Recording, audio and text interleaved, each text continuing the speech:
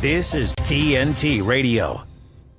Okay, I'm very happy to be joined here on Locked and Loaded for the first time by the one and only Mr. David Kurten. David is the Heritage Party leader, which is a UK political party. He's a writer, he's a speaker, he's a political commentator, he's a Christian, praise the Lord, so am I, and he's also a social conservative who's pro-freedom, pro-family, pro-nation, and pro-life. Sounds like my kind of guy. David, welcome to Locked and Loaded TNT. How are you doing today? I'm great, thank you. It's really good to join you on the show as well for the first time. Yeah, well, listen, it's good to see you. I'm blessed in a way because unfortunately we had a guest who was supposed to come on at the end of the show here. He's had to be called away with work commitments. It gives us a little bit longer to talk together, David, because there's a lot of things going on in the UK right now. I want to try and squeeze as many issues in as possible, talk about what's happening here in the UK and also, of course, in Ireland, and as well, maybe give people a little bit of a flavour of what you're at in terms of the Heritage Party. Maybe that's a good way to start off, get the ball rolling. For people that don't already know, people are very skeptical, let's just say these days, about politics. They're very skeptical about politicians. They believe, it's a two-horse race, two cheeks of the same ass, two wings of the same bird. What's different about the Heritage Party? Why should people even pay you any attention? Yeah, look, I totally understand that sentiment because we've just been bashed around and our country's been led into managed decline by the big parties that we have that have been around for hundreds of years. Well, I call the fake Conservatives and Labour and Lib Dems and the Green, and they're all just following the same agenda. And they've coalesced around the woke agenda, the climate agenda, the globalist agenda, and are running our country into the ground while being completely financially irresponsible as well, opening the borders to anybody who wants to come without any proper controls on legal or illegal immigration together, running down our energy infrastructure. And I just was fed up of it. And I was on the London Assembly for 5 years. My job there was to question Sadiq Khan, and there was an awful lot to question in London. But towards the end of my time there, I just thought we need a new party, which is a socially conservative party, which we don't have in the UK. So I set the Heritage Party up to stand for those things which most people just consider to be common sense. Like, you don't teach children highly sexualized material in schools. You don't blow up your coal power stations for the ideology and the thought that, we're going to replace that with wind and solar, which aren't going to provide enough energy for our homes and our economy. You don't open the borders to anybody who wants to come without any proper restrictions. So we're for traditional family values, we're pro-life, we're for self-sufficiency in energy and skills and food, and controlling our borders, and just things that people think are common sense. So over the 3 years now, since we started, we've stood in 3 election cycles. We're coming up to the 4th year of elections, and we're going to stand as many candidates as we can in Westminster elections and in local elections, just to restore our nation and bring common sense back and freedom back on a national and a local level. So in a nutshell, that's what we're about. Well, that's a very good summary of what you guys are all about. Is it right, or am I fair in saying that 2024 could be globally one of the biggest years in history when it comes to elections? There's so many elections are going to be happening this year. There's probably going to be a general election in the UK this year. Ireland's looking at it. South Africa's looking at it. America's looking at it. So whether or not you believe in politics or not, or whether or not you believe there's any merit in voting or not, the fact of the matter is a lot of people are going to be going to the polls this year. And surely something has to give with the UK at this point in time. The trajectory that we are on, David and me, I've been following this, daily as part of the job that I'm doing now for 2 full years. The trajectory that we are on socially, economically, politically, and spiritually, it looks like we're heading straight into the abyss. And unless there is any actual meaningful change, unfortunately, I think that's where we're going to end up. Something's going to happen. Now's the time for it to happen. Yeah, well, I really hope there isn't a societal collapse and an economic collapse, because that would just be a disaster, and it would take years, if not decades, to get out of it. I mean, what I want to do is try to halt that and fight against it in the political arena, which is why I've set the party up. And it is going to be a key year, for the whole world. I mean, as you say, there's elections in the UK, in the USA, there's the EU Parliament elections as well. So we've all got to get engaged in politics. And one of the frustrating frustrating things is there's so many good people around who support what I say and what you say and people like us say, but don't want to get involved in politics because they say, oh, well, there's no hope in politics. It's not going to change anything. But look, the powers that be, the globalists who do want to change things and bring in tyranny and control and surveillance and social credit and central bank digital currencies, they are very, very engaged in politics. They're so engaged that they're trying to take over all of the parties that have a chance of getting someone or people in power, get into government. You know, Klaus Schwab from the World Economic Forum, he says we have penetrated the cabinets of all the governments around the world. So it is important. And the only way we can fight back against this in the political arena is to support a party which is completely outside the globalist system and doesn't have any ties to it, is not controlled by it, doesn't receive money from it. And we don't. You know, all our donations and support comes from grassroots people who care about their communities and their nations. And we don't take money from people who have got vested interests who would try to corrupt us and what we do, which is what they've done to all the other parties. So, you know, my message to everybody is please, please don't disengage, get involved in politics, give it one last shot this year, because this year, wherever you are in the world, is going to be a really, really key year for elections and politics, and it is going to change the course of the future. You know what? I'm listening to you talking, right? And I'm watching you talking. And I'm not just saying this because you're live on air with me today as a guest, but you're striking me. You're coming across as extremely passionate.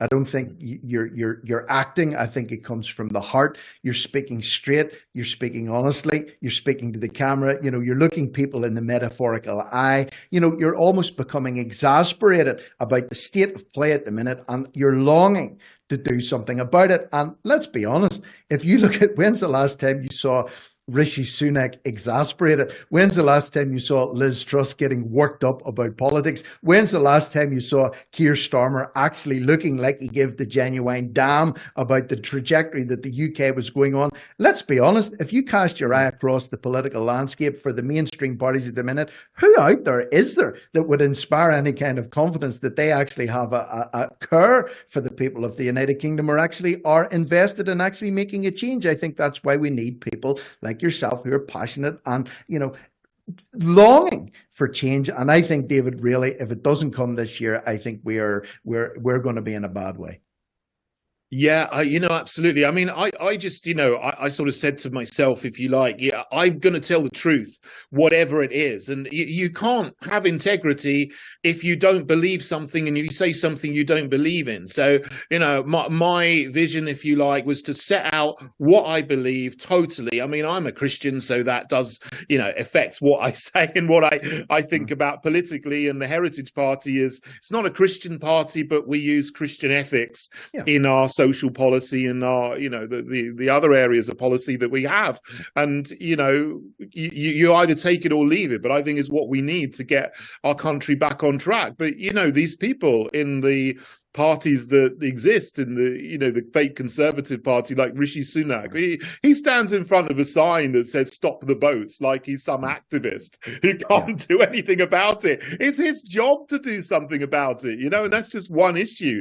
I mean, they just talk with a forked tongue, if you like. They say one thing, but then, you know, when they get into power, they do exactly the opposite. And yeah, Keir Starmer, he can't even give a straight answer most of the time to what a woman is. So I wouldn't trust him with running the economy or running the country. So it's just a disaster, these two parties, and we need something different. So, you know, I have a lot of amazing people who have come to join me in the Heritage Party, who are coordinators, who are candidates. We have 8 councillors at town and parish level now, which is good for a challenger party. I think we got the most councillors out of all the challenger parties there are. I mean, it's at the very lowest level, but they are really making an impact in fighting the woke agenda, the diversity agenda, all the diversity officers that they put in, which are just there to curtail free speech, and they're fighting the climate agenda.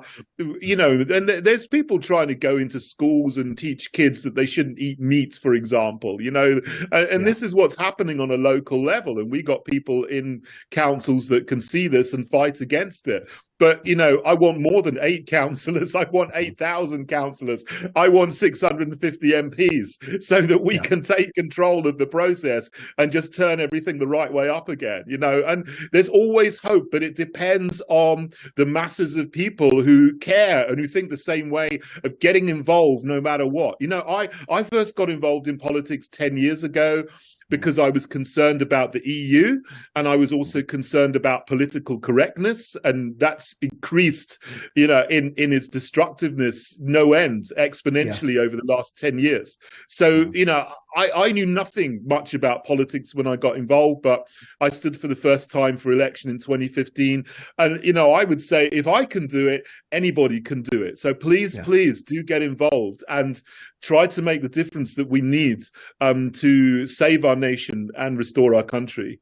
Well, I'll mention this again before the end of the show. We've got to take a break right now, but if you're listening in and you want to find out more of the nitty-gritty about what David's all about, check out his website, which is heritageparty.org. And of course, you can follow him on the X/Twitter platform at David Kurten, and that's spelled Kurten. So, David, we're going to take a brief pause. We've got a quick ad break right now.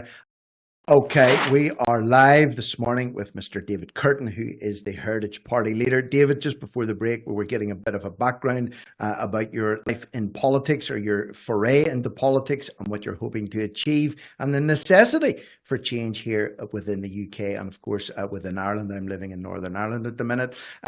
Something actually came up. I'm just going to bounce this one off you. There was a story we covered just before you came on, and it was to do with new legislation that the government are bringing in to tax people that make over £1,000 a year selling goods on the like of eBay or Etsy, small businesses. So basically, if you're earning more than £1,000 a year now, those platforms are going to forward your information to the HMRC, Her Majesty's Customs and Excise, to tax you on it or face a fine if you don't declare your earnings. Now, what triggered my mind was, obviously, you'll know a little bit about taxation. Normally, you have to pay tax on a capital gain. So if you buy a house at 100 grand and sell it for 200,000, you'll probably have to pay capital gains tax on that. But if you're selling something secondhand on eBay, for example, you're selling it at a capital loss. And if you sell enough of things at a capital loss, you're still going to have to pay tax on a capital loss. Could this be the most sinister, most disgusting tax of all, if it actually comes in? Taxing people on a capital loss, selling something that they've already bought at a loss and still having to pay tax on it?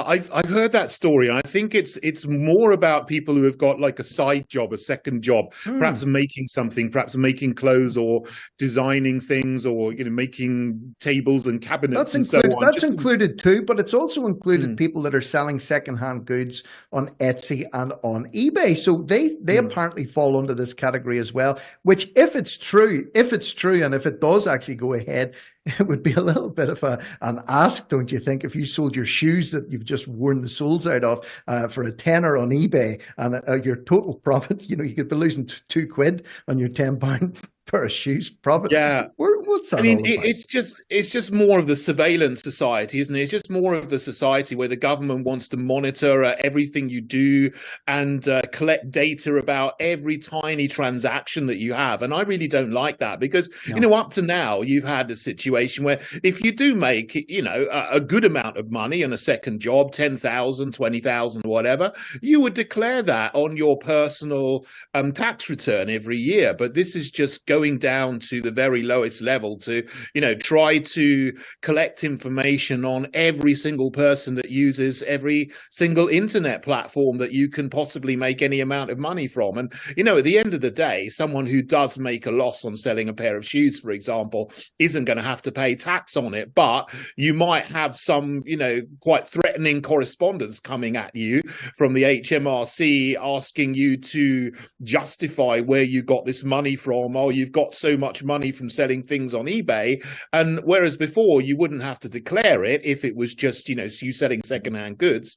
And you would if you were making a profit on a new item. But now you're going to have to justify every single sale. I mean, this goes along also with something else that's happening in in the UK is now it's very, very hard to transfer a lot of money out of your bank, or to take money out of your bank. If you're taking out over £3,000, you have to justify to the bank what you need your money from. So they're sometimes, in some circumstances, they're not giving you your own money, and this is because of new legislation that's come in. You can't give them a satisfactory explanation of why you want to take your money back from them. They can say, well, we have a reason to believe that this could be a security risk, and we're doing this for your own protection.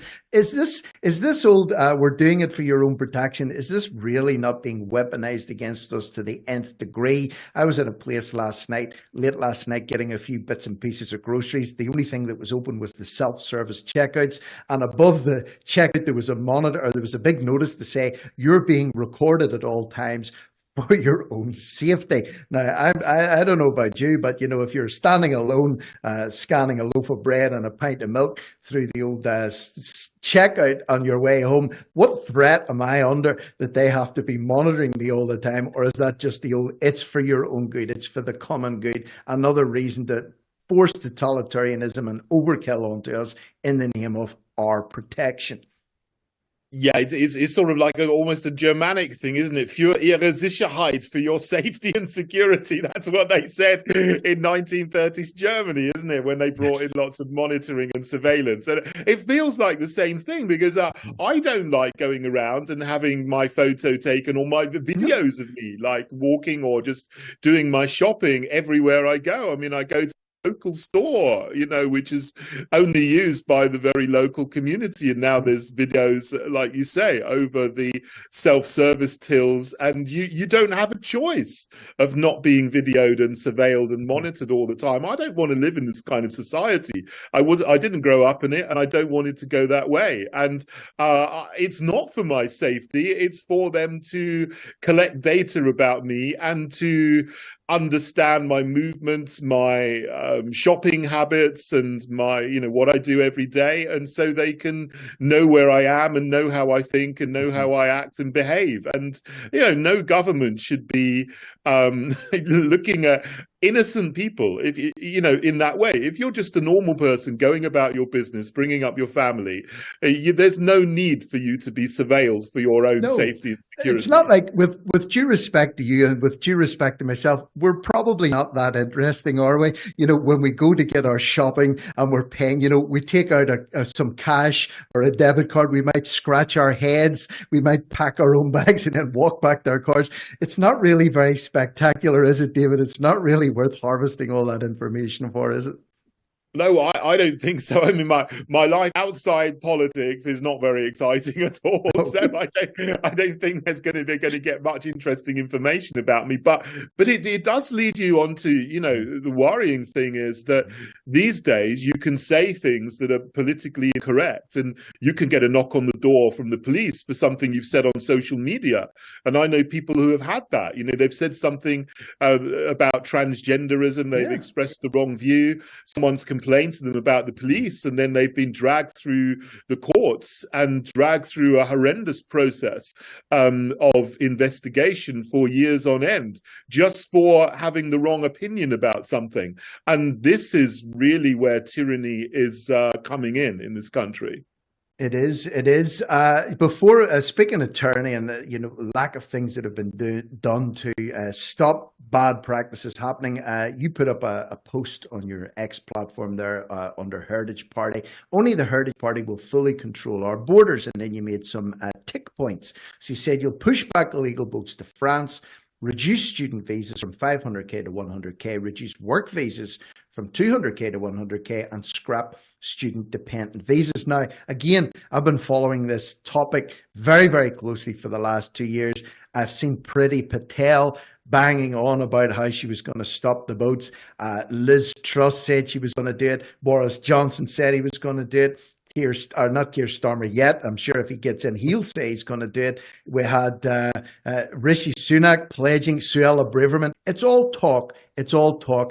How on earth can they stand up and say we're going to address this problem week after week, month after month, year after year and not only not address the problem, but actually facilitate the problem by employing the Royal Navy or Border Force or the RNLI in some cases to ferry people over to Dover. And when they get there, instead of checking to see if they're valid or not, they just whisk them straight to a processing centre or set them up in a repurposed army barracks or a B&B or a hotel. How can they stand with barefaced cheek and say they're trying to do something to address the problem when in fact they're actually making the problem worse?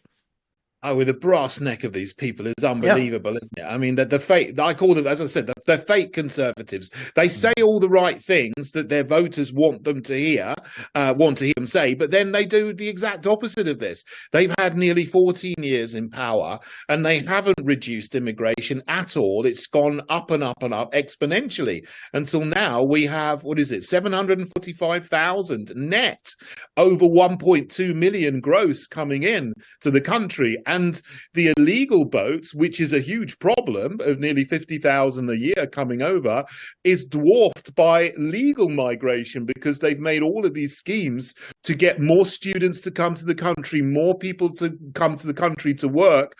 And they are not training our own young people to do the jobs that they need skills for to be able to do. So the whole thing, it looks like a scheme just to increase immigration deliberately. This is what's going on. Yeah, after we left the EU, after Brexit happened, it was COVID, obviously, so immigration went down. But straight after that, this is when all of these new schemes have come in. And now the countries where we're taking most migrants from again are Pakistan, India, Bangladesh and Nigeria.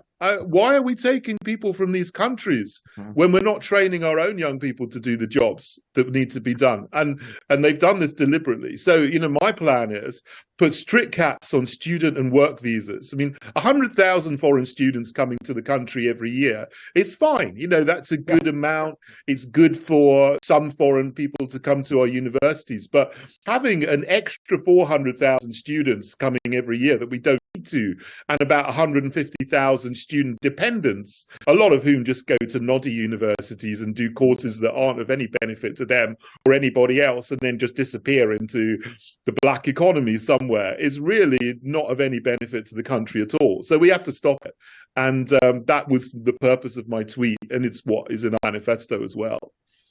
And the thing about it is too, a lot of focus is on illegal immigration, and obviously the fact it's legal, it shouldn't be happening at all. But the amount of legal migration that's happening as well, and there was a loophole until recently whereby if you were a student, there was an option to bring your family over. I think the government, the current government, so-called government, have said they're going to try and close those loopholes. Only if you're doing a postgraduate now, or you're part of a government-sponsored education scheme, you can bring your family over as well. But whether it's illegal or whether it's legal, there's only a certain amount of people that the UK can actually facilitate, that our infrastructure can actually bear. And it's the same over here in Ireland, David. We're being swamped at the minute by people coming in from Africa. The Irish government are saying, listen, Ireland for all, there's no borders here, everybody's welcome. But it's getting to the point now, there's literally nowhere to put even the hotels and B&Bs and repurposed processing centres are at capacity. Now we're having people landing in the country and begin being a sleeping bag and saying, listen,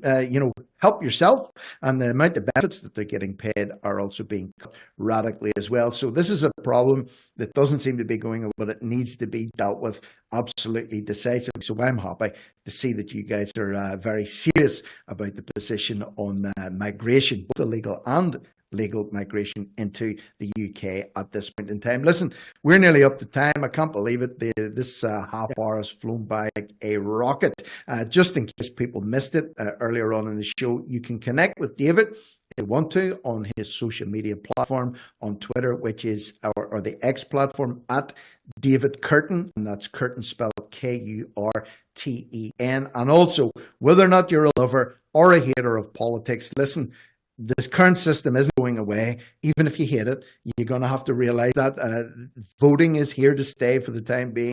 Political parties are here to stay for the time being. And whether you like it or not, there are alternatives out there. And I would dare say, I would certainly give David and the Heritage Party my vote, heritageparty.org. They're a pro-freedom, pro-family, pro-nation, pro-life party, which I think, personally speaking, my beliefs pretty much line up with yours here. That's what I think we need at the minute. And if we don't get it, we are in dire straits. So, Mr. David Kurten, on that note, I just want to give you a big TNT salute and a big locked and loaded thank you for coming on last minute to talk to me today. It's been a blast. Hopefully I'll talk to you again sooner rather than later. But in the meantime, I got to get off air. They're going to kick me off here at 11 o'clock on the button. But stay tuned for Mr. James Freeman. More magic on TNT, today's News Talk incoming. Here, stay live.